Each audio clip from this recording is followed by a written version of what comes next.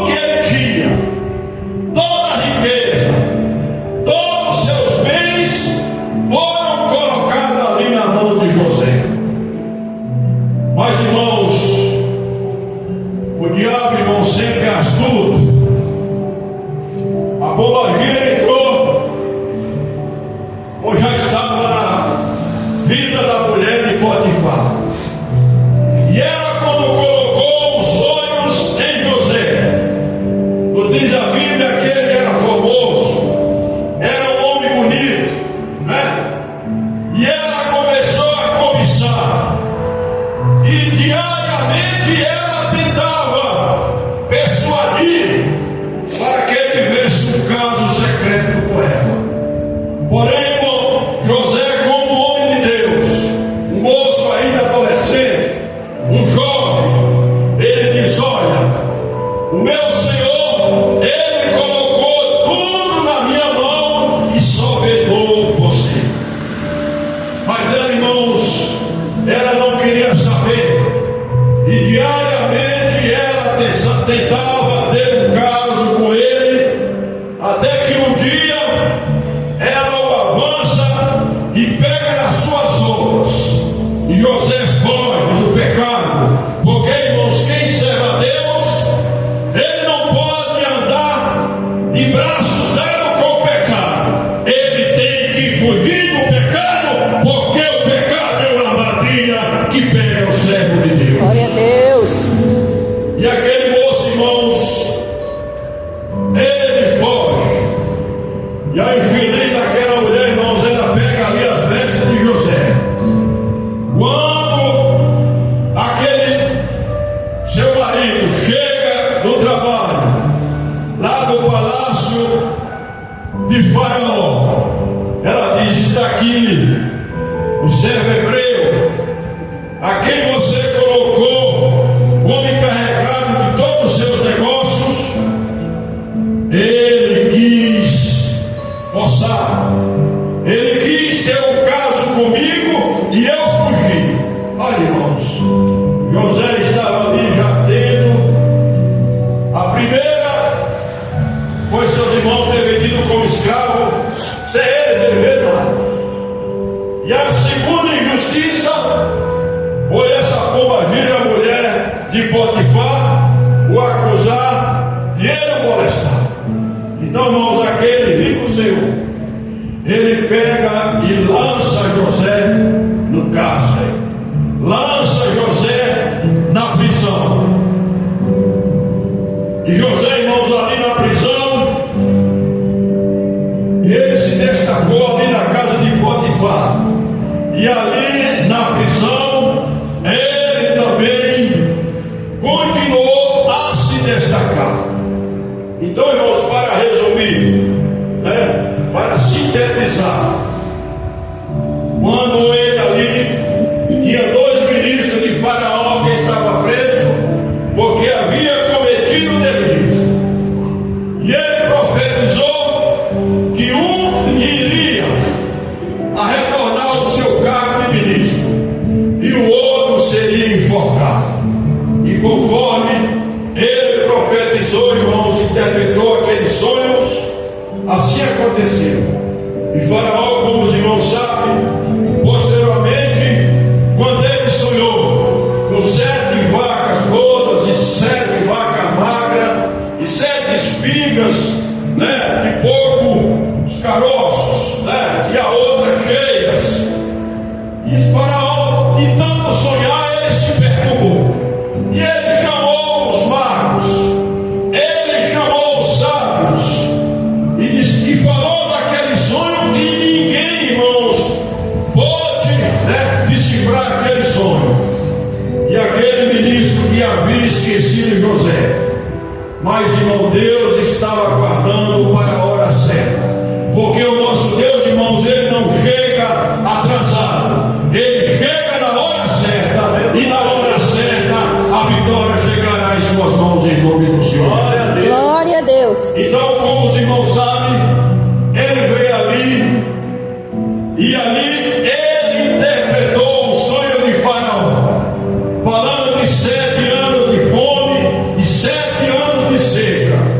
E Faraó, irmão, junto com o seu ministro, nos diz a palavra lá em Gênesis que todos, de forma unânime, eles acharam aquela interpretação, uma interpretação verdadeira. E Faraó pega o seu anel, e ali, irmãos, ele coloca José como governador geral do Egito.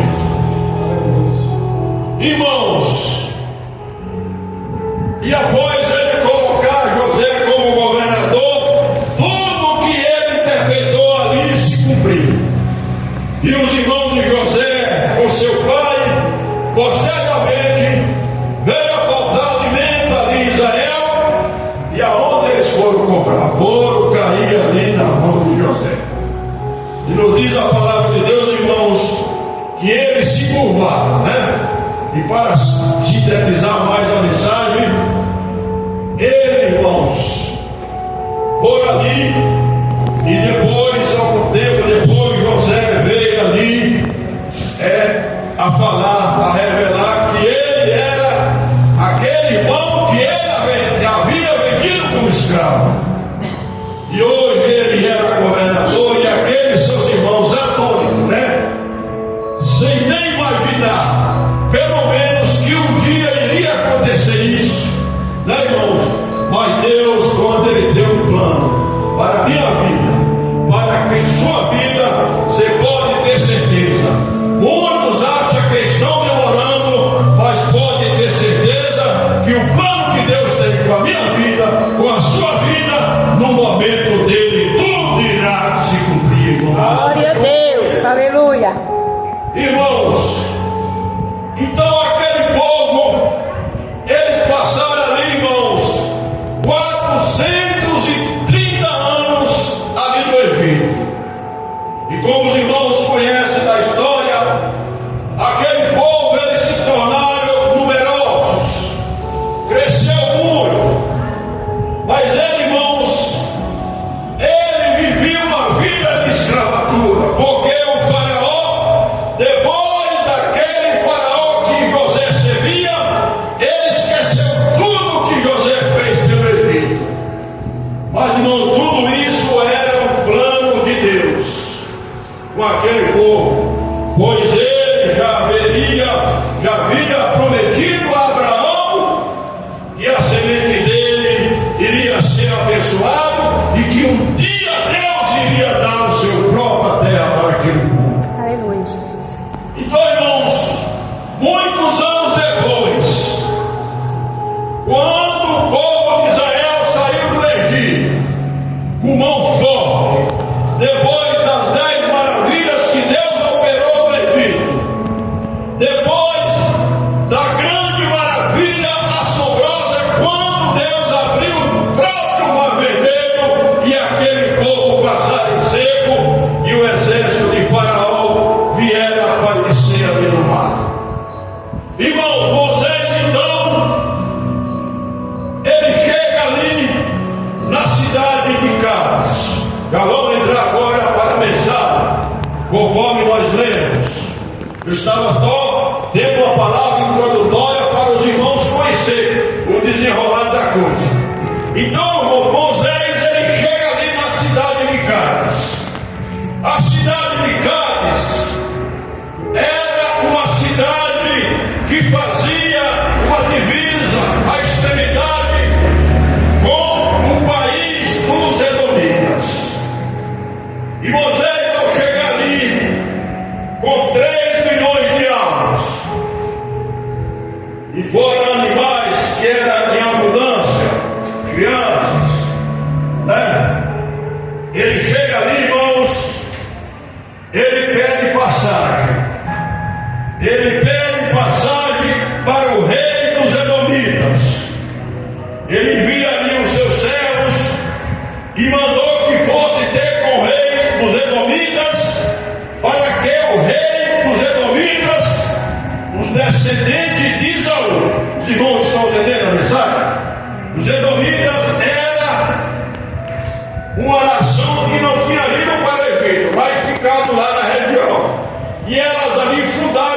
país, fundaram a sua nação. Então Moisés, de forma humilde, disse: olha, o teu irmão Israel, vocês sabem o que nós passamos no Egito, as aflições que nós tivemos no Egito. Hoje nós estamos pedindo para você apenas passar, porque estamos dirigindo para a terra prometida que Deus prometeu a nossos antepassados. Irmão, e os infelizes, o infeliz desse rei dos Edomitas, ele diz: vocês não irão passar pelos meus termos. E Moisés fez um apelo, disse: olha, nós iremos passar apenas pelo caminho real. E se meu povo beber das vossas águas, eu darei o preço delas. Olha, irmãos, que humildade daquele servo de Deus. Ele disse: se o gado dele, ou o povo, bebesse das águas das fontes ali dos Edomitas, Moisés pagaria pelas águas. Porém, irmãos, o rei dos Edomitas, ele protestou fortemente, disse: não passará, e fez uma declaração de guerra: se vocês passar, nós iremos mandar multidões armadas para impedir a sua passagem. E Moisés diz: nos permita apenas pelo caminho igualado, não iremos desviar nem para a esquerda nem para a direita. Irmãos, e os Edomitas, o rei de Edom, ele não permitiu que o povo de Israel passasse sobre os seus termos. Nos diz a palavra de Deus que o povo de Israel se desviou. Ele buscaram outra alternativa que demorava muitos e muito mais tempo. Mas ele se desviou não querendo o confronto. Porque lá no livro de Deuteronômio 23:7, Deus havia orientado ao povo de Israel para não guerrear com seu irmão e com meu, e nem com o Egito, porque eles tinham passado 430 anos ali no Egito. Então, irmãos, o povo de Israel, depois de muita luta, como os irmãos sabem, eles pecaram, eles prevaricaram, mas a promessa de Deus era para eles chegar na terra prometida. Os irmãos sabem quando Josué, ele enviou ali os 10 espias para ali ver como era a cidade de Jericó. E aqueles 10 espias, irmãos, eles não trouxeram uma notícia animadora, pelo contrário, uma notícia desanimadora. Isso, irmãos, foi um banho de água fria ali na nação de Israel. E Deus se indignou muito com isso. Mas tinha 2 espias, 2 servos de Deus, que ele tinha um espírito diferente. E esses 2 homens eram Josué e Caleb. Então Deus, irmãos, aquilo que iria demorar 40 dias, devido a esse feito, demorou 40 anos para aquele povo chegar na terra prometida. Mas pegou, conforme a palavra de Deus, e aquele povo, irmãos, estando ali na sua terra, de ter se apossado daquela terra, os Edomitas, ele continuava sendo inimigo ferrenho de Israel. Eles moravam nas cavernas, nos montes. E nos diz a história, irmãos, que quando Nabucodonosor, no ano 583 antes de Cristo, quando Nabucodonosor invadiu Jerusalém,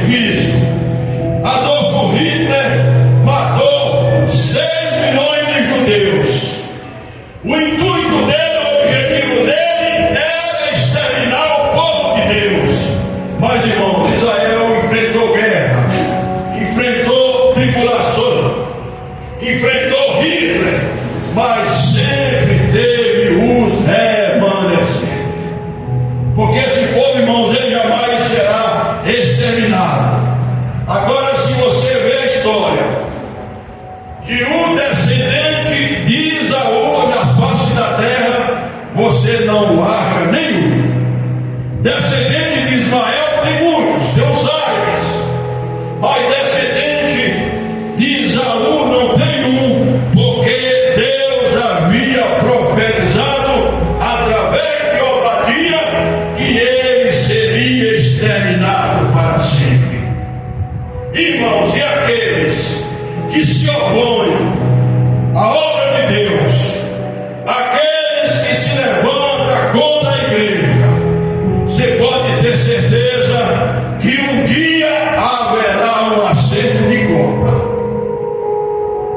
Quantos imperadores Nabucodonosor, os imperadores romanos, otomanos, os gregos, os romanos, ele era opositor ferrenho da igreja do Senhor. Julgou o apóstolo Paulo, condenou e o matou, sem ele dever nada à justiça. Pura perseguição.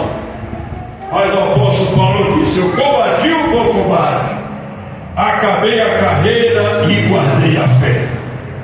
E Nero, e Júlio César, e os imperadores romanos, hoje estão jazendo lá no inferno.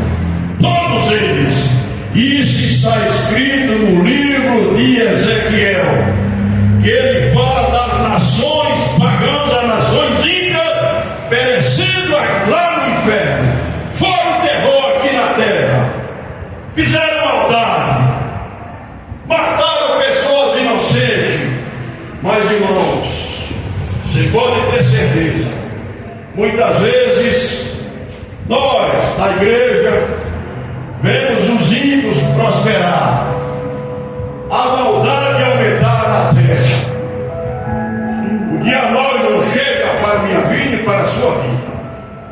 Os filhos do diabo muitas vezes se levantam e a gente até se abate, a gente até se oprime, a gente até se desfalece. Mas pode acontecer tudo isso, mas destruído jamais, porque o Senhor Deus ele está no controle. Glória a Deus. Então, irmãos, os irmãos viram a diferença daqueles que servem a Deus e daqueles que não servem. No desfecho final, os justos, aqueles que aceitaram o Senhor Jesus Cristo, irão morar com Ele na glória por toda a eternidade. Enquanto os ímpios irão perecer no inferno para todo sempre. Essa é a diferença, porque, irmãos, o inferno, ele não vai prevalecer contra a igreja do Senhor Jesus. Não vai, porque ela foi comprada, porque ela não foi comprada por ouro nem prata, ela foi comprada pelo próprio sangue do Senhor Jesus. E mesmo sem dever nada, ali na cruz do Calvário, ele venceu a morte. Glória a Deus. Aleluia. Não fique angustiado. Eu muitas vezes eu fico, não vou negar. Tem hora que vem tanta injustiça que às vezes eu até me angustio, fico revoltado com a situação. E com você não é diferente, né, irmãos? Nós vivemos no mundo, irmãos, que o certo é errado e o errado é certo. Estão vivendo nesse mundo. Isso a gente vê na esfera política, no judiciário, as perseguições. Ele deixa a Constituição de lado e a decisão dele são puramente políticas, de perseguição. Então deixa eles perseguir. A igreja teve perseguição dos impérios malignos, né? Mas a igreja do Senhor está aqui reunida, não só aqui, mas em todo o planeta, né? Glória a Deus. E a igreja, aleluia, ela irá vencer. Glória. A Bíblia fala da predestinação. Não existe, irmãos.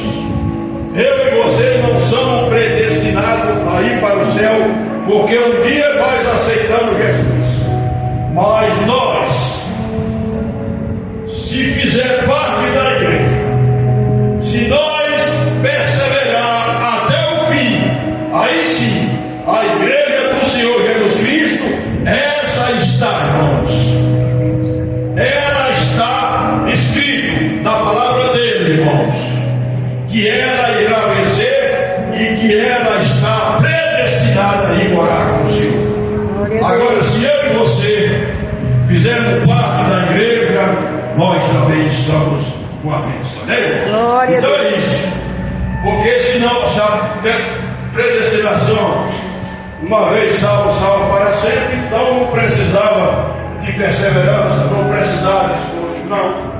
Precisa de perseverança, precisa de esforço e precisa andar em santidade. A santidade, irmãos, é separado do mundo e das obras do inferno, porque esse mundo jaz o maligno, as suas obras, seu sistema, o sistema mudando, irmãos, ele é maligno, né? Mas a igreja, ela tem aquele que olha por nós e os olhos dele estão patentes. E quando você não tiver força, dobra seu joelho e pede força a Deus, que ele tira da força e a vitória. Deus, aleluia.